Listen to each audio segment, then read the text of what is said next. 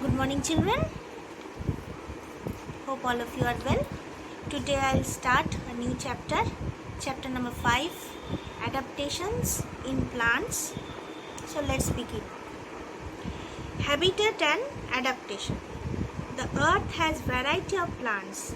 They are found all over the place, from your garden to the rainforest, the deserts and the poles. So everywhere you can find variety of plants. The place where a living organism lives is in nature is called its habitat. So wherever a living organism lives, that place is known as, in the nature, that place is known as its habitat.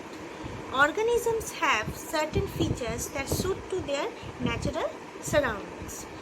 The features that help the animals and plants to survive in their natural surroundings are called adaptations. Now, every organism has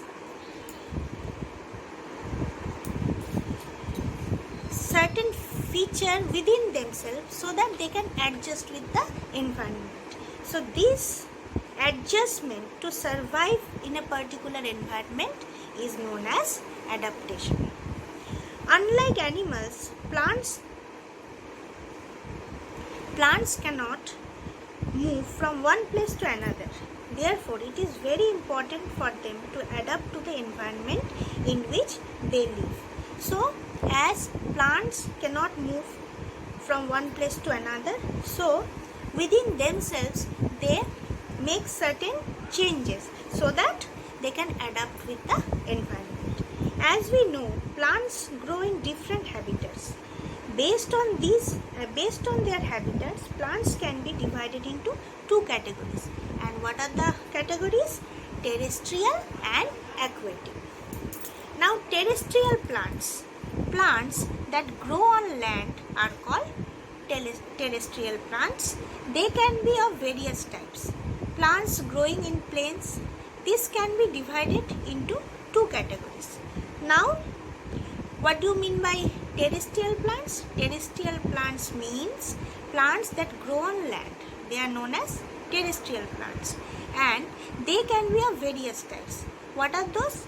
Plants growing in plains, and plants growing on mountains, plants growing in deserts, plants growing in swampy areas, plants growing near coasts.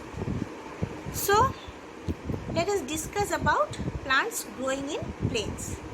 These can be divided into two categories. Number one, plants growing in areas of less rainfall, where there is less rainfall. How they will grow there?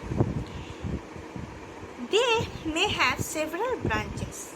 So those kind of plants have several branches. They can survive in very hot climate. They shed most of their leaves in autumn. In the autumn season, they shed most of their leaves, and these trees are called deciduous trees.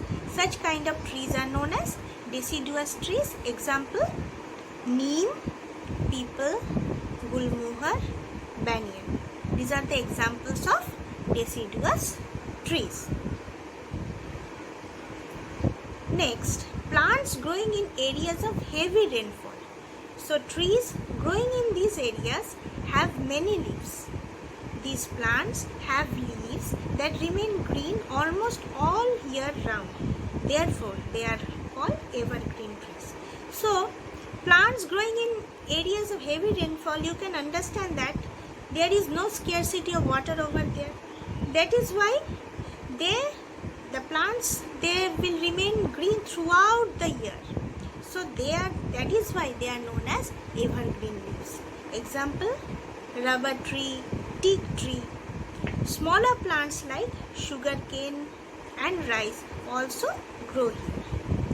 So you can see sugarcane field, rice field. Plants growing on mountains. So these plants are usually very tall, straight, and have a conical shape.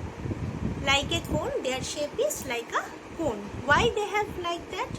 Now see, they have cones with seeds inside them. So they have cones with seeds inside them, and they are, because they are flowerless, they don't have flower, instead they are having cones. Leaves of these plants are needle-like, so they have needle-like leaf. Their leaves have a waxy coating to prevent any damage from snow. So this waxy coating of the leaves prevent them from any damage from snow, and that is why, as these plants produce cones in place of flowers, so they are known as coniferous trees. Examples: pine, deodar and fir.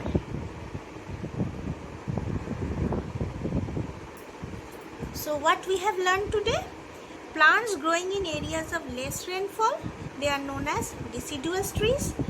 Plants growing in areas of heavy rainfall, they are known as evergreen trees.